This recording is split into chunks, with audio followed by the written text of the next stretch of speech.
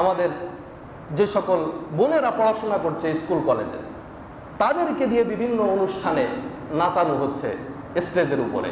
এলাকার সব মানুষ বিভিন্ন অনুষ্ঠানের সামনে বসে থাকে, আর আমাদের বোনদেরকে অর্ধনগ্ন করে ওই স্টেজের উপরে নাচায়। এলাকার চেয়ারম্যান, মেম্বার সব বসে হা করে তাকায় থাকে। বিসিএস ক্যাডার হয়েছে, তো আপনার বিসিএস ক্যাডার দিয়ে কি হলো? যদি সমাজের কোনো উপকার না হয়, রাষ্ট্রের কোনো উপকার না হয়, মানুষের যদি কোনো উপকার না হয়, ওই বিসিএস ক্যাডার, ওই অনার্স পাস, ওই মাস্টার পাস সমাজে থাকার চাইতে না থাকাই ভালো, ঠিক কিনা? আজকের কথা অনেকেই জানেন যে ইলন মাস্ক, সে বিশ্ববিদ্যালয় থেকে ড্রপ আউট, কিন্তু ওই ব্যক্তি নিজে পড়াশোনা করে রকেট সায়েন্সের মতন বিষয় সে জেনে ফেলছে। সে গিয়েছিল রাশিয়াতে রকেট কিনতে, তো তাকে বিক্রি করে নাই।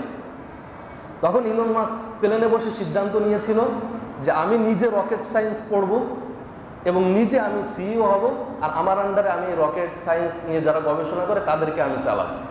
ঠিকই সে এত এত বিসিএস ক্যাডার, এত এত শিক্ষিত ব্যক্তি, এত এত সরকারি কর্মজীবী, এত এত অনার্স মাস্টার্স পাস।